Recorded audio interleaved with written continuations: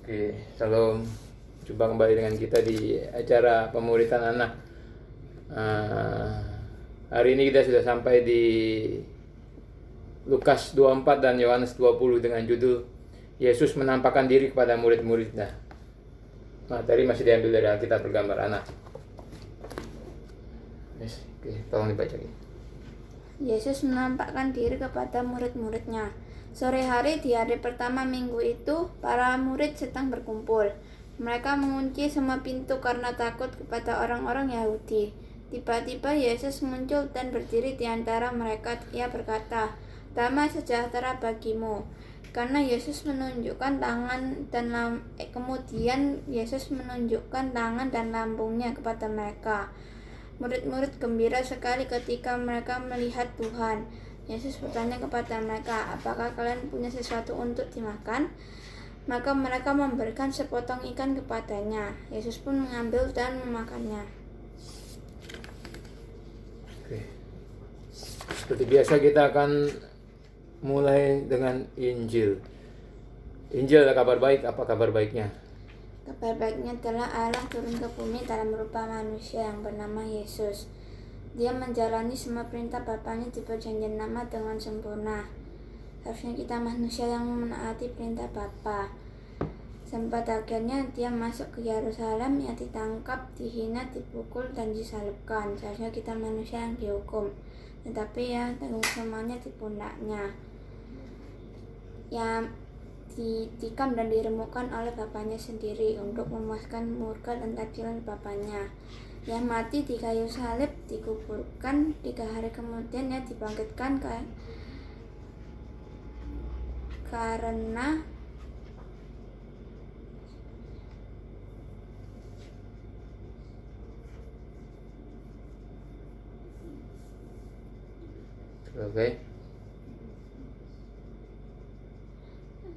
karena namanya telah dipulihkan.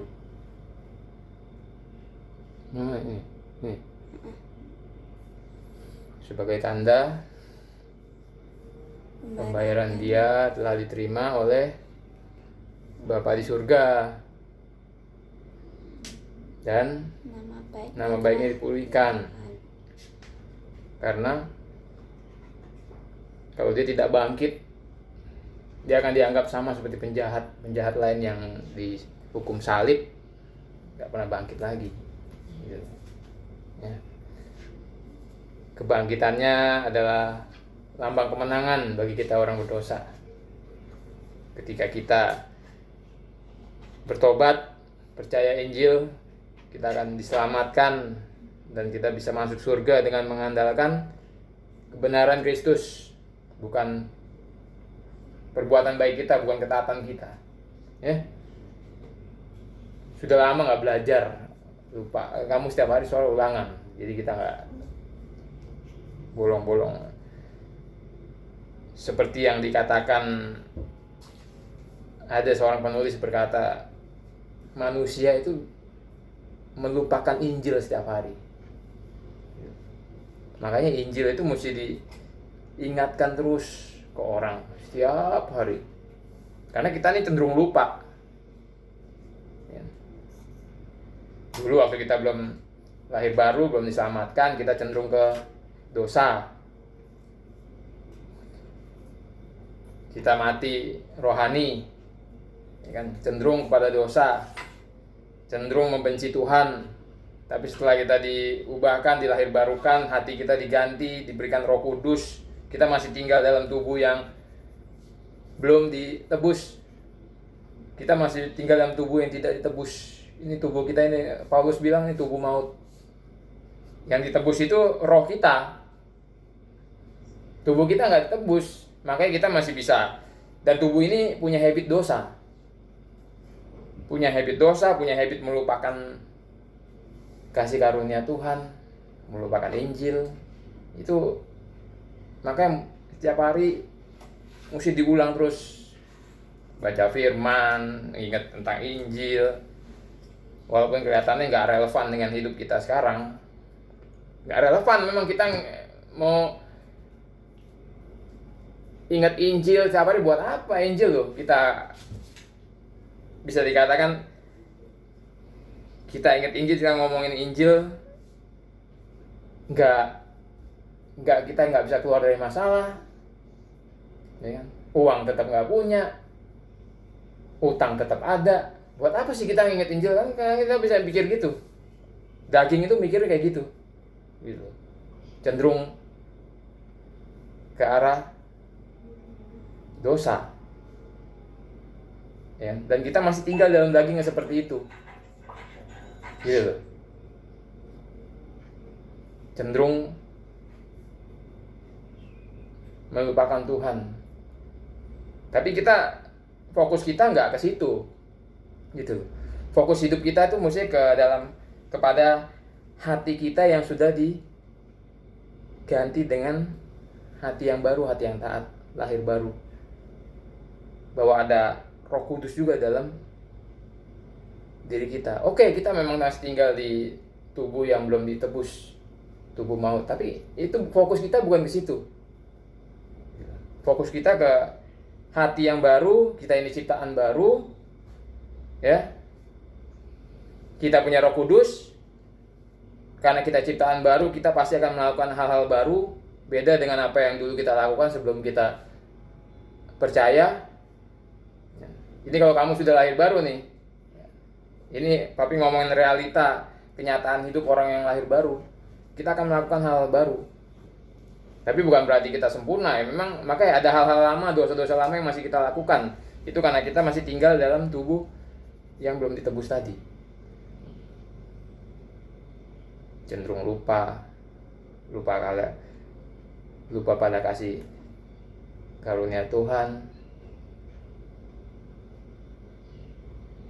Lupa pada dosa. Tapi Tuhan maunya kita selalu ingat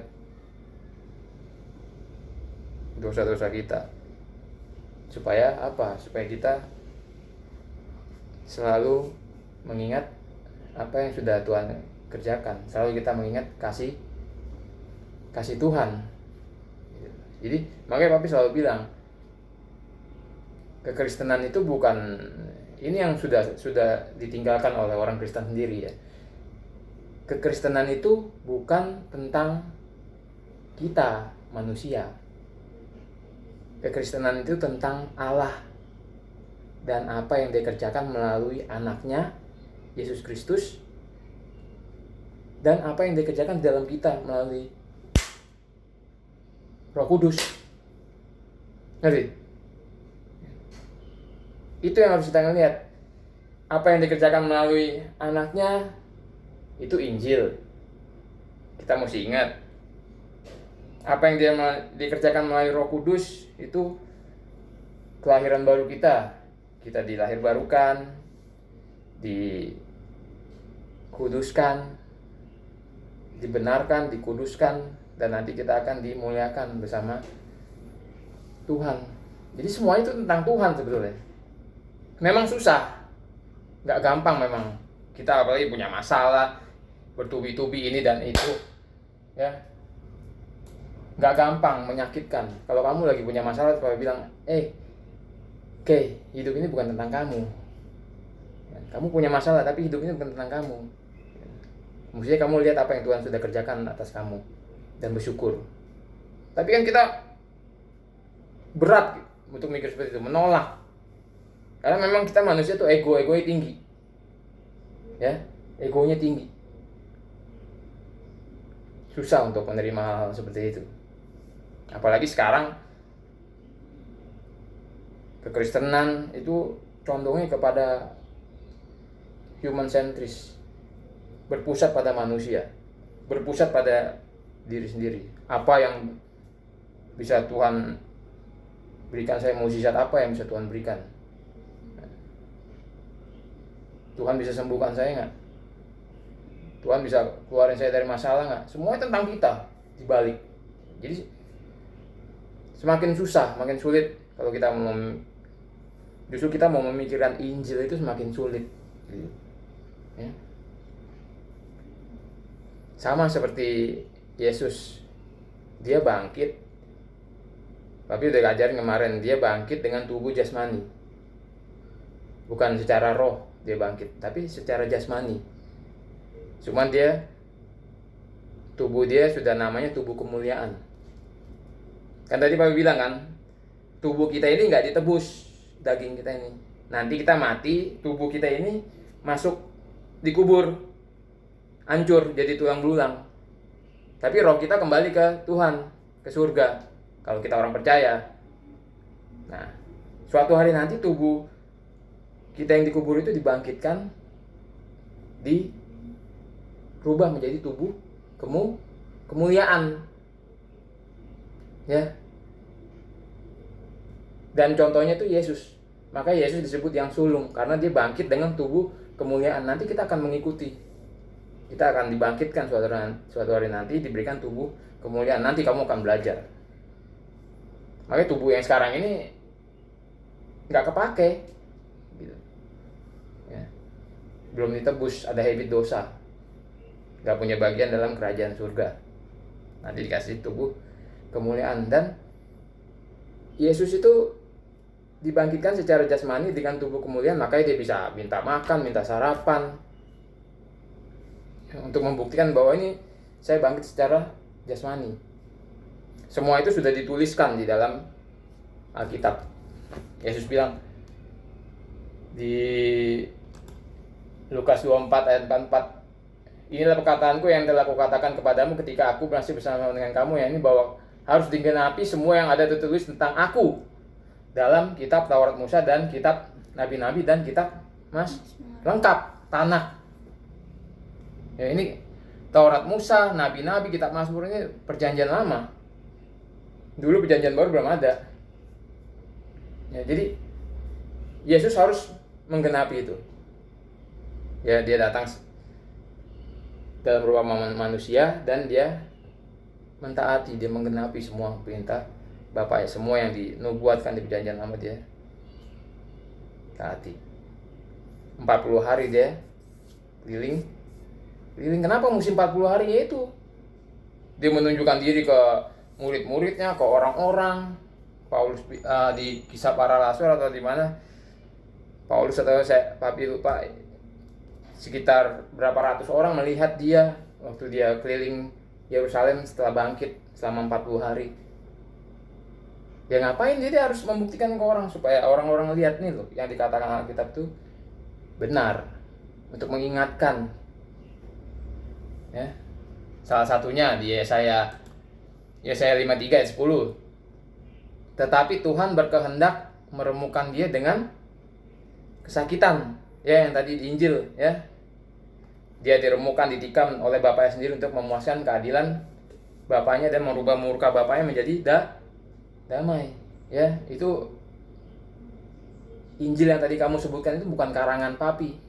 Itu semua ada di Alkitab. Dari awal sampai akhir itu ada semua di Alkitab. Lengkap.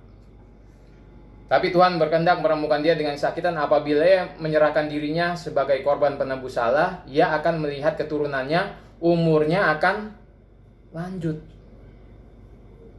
Kenapa dikatakan umurnya akan lanjut? Yaitu dia mati, bangkit, sampai naik ke surga besok tuh.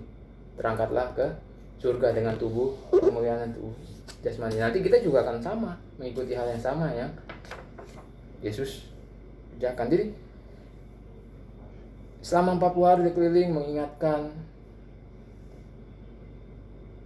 Mungkin banyak waktu Yesus mati, bangkit, mungkin Papi udah bilang kemarin, murid-muridnya banyak yang kecewa, loh kok mati, semburat semua, kabur semua. Justru karena dia bangkit, murid-murid jadi ngumpul, melakukan ibadah di rumah-rumah, ngumpet-ngumpet. Kenapa? Karena Yesus ini dianggap seorang penjahat, jadi murid-muridnya pun dikejar-kejar sama tentara. Terus, tapi setiap kali muridnya kumpul, Yesus menampakkan diri. Banyak kejadian-kejadian yang bisa diceritakan, ya, seperti kisah Thomas.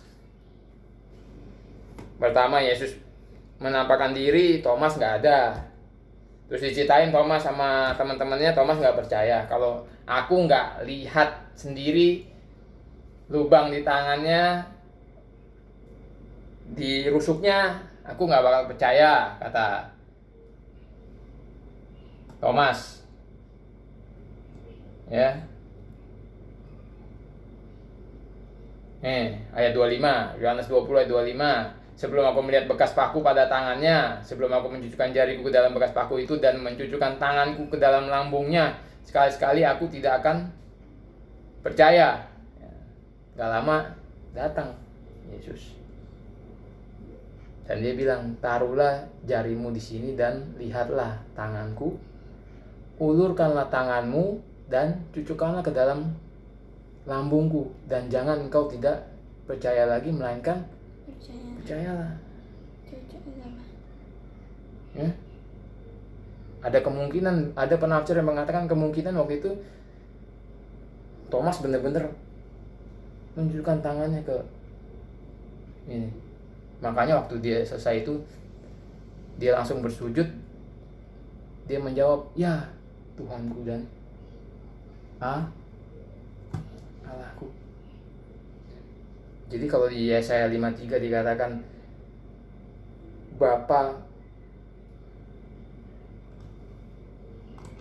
Bapa berkehendak meremukkan dia dan menikam dia di salib. Jangan sampai kamu gak percaya seperti Thomas. Kebacut kalau kamu gak percaya. Nih, taruh sendiri tanganmu di lubang lukaku, taruh sendiri. Jangan sampai kamu gak percaya.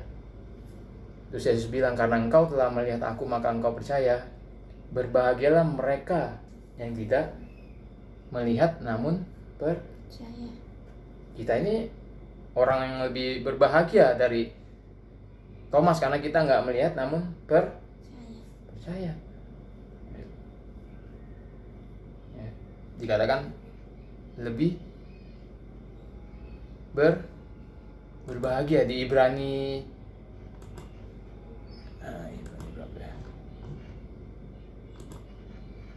Ibrani 10 kalau nggak salah. Ya. Ibrani 10 ayat 28. Jika ada orang yang menolak hukum Musa, ia dihukum mati tanpa belas kasihan atas keterangan 2 atau 3 orang saksi. Betapa lebih beratnya hukuman yang harus dijatuhkan atas dia yang menginjak-injak anak Allah. Menginjak-injak anak Allah artinya nggak percaya. Seperti yang Thomas lakukan. Yang menganggap najis darah perjanjian yang menguduskannya dan yang menghina roh kasih karunia. Jadi nggak percaya, menganggap najis darah perjanjian, ya, nggak percaya sama salib.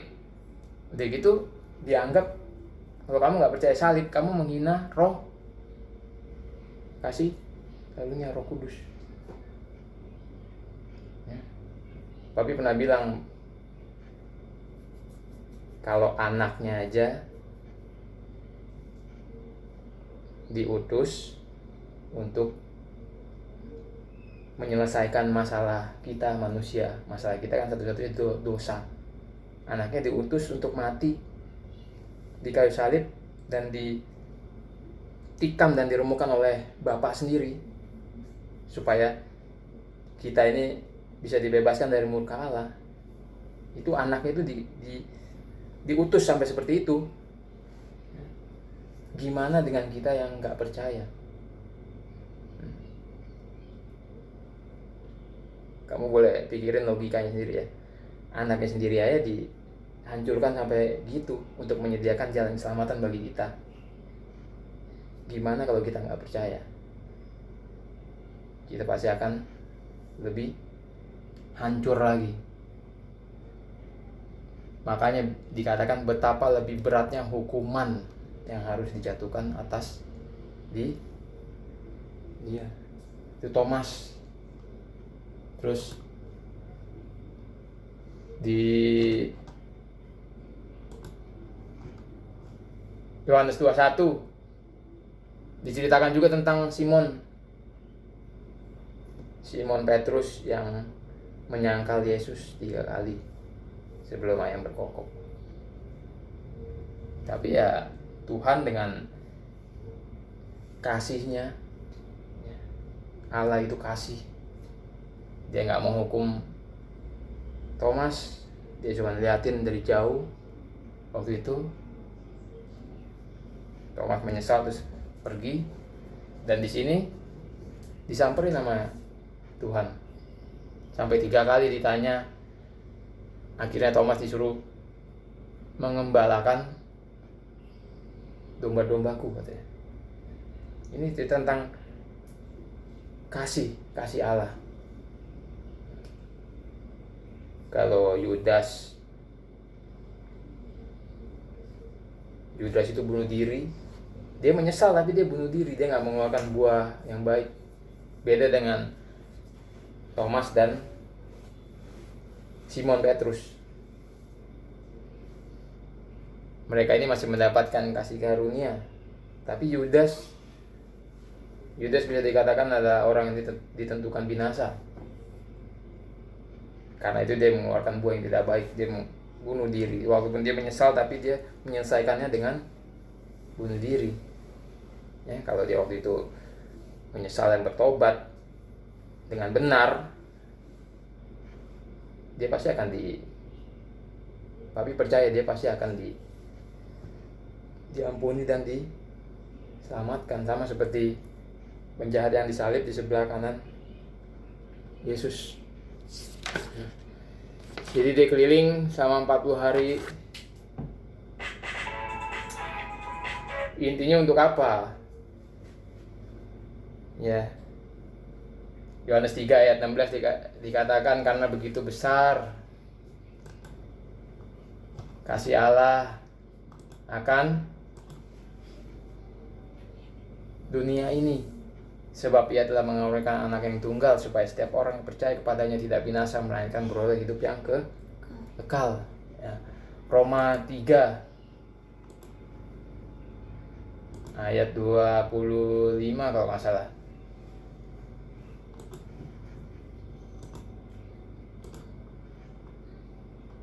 Ya, Kristus Yesus telah ditentukan Allah menjadi jalan perdamaian karena iman dalam darahnya. Hal ini dibuatnya untuk menunjukkan keadilannya. Kemarin Papi pernah ajarin bahwa Yesus Kristus itu didisplay, dipublikasi sebagai jalan perdamaian.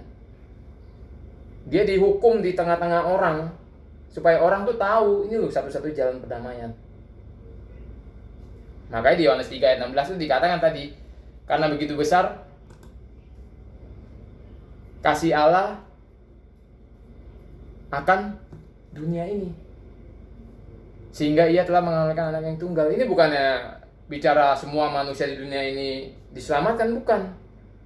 Ini bicara bahwa Yesus itu satu-satunya jalan keselamatan yang disediakan Bapa untuk dunia ini.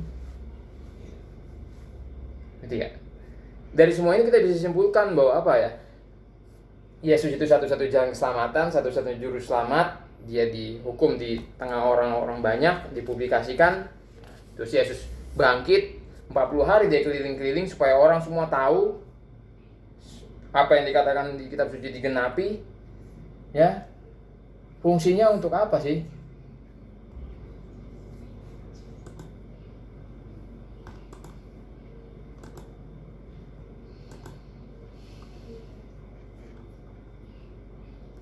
Ya.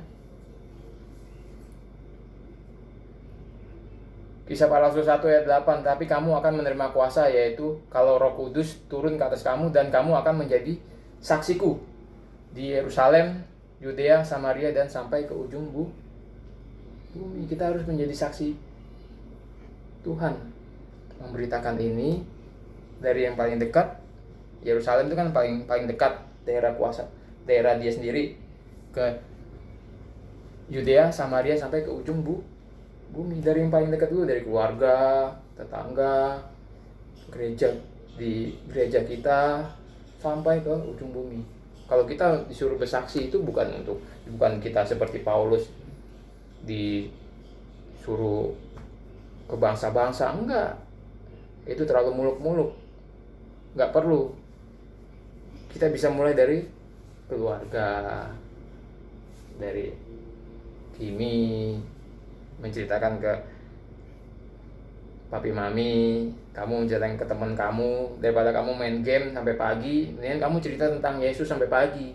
Bisa nggak kamu menceritakan tentang Yesus sampai pagi? Gitu. Belum tentu bisa, ya. Jadi itu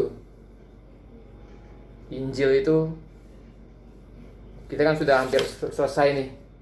Besok Yesus naik ke surga, ya. Yesus satu-satunya juru selamat dunia. Dia sendiri berkeliling 40 hari lamanya untuk membuktikan bahwa apa yang dikatakan kitab suci itu benar. Kita harus juga mencontoh, gitu deh. Ngerti ya? Ya, ini sudah menit ke-26. Sampai jumpa di video selanjutnya. Tuhan Yesus memberkati.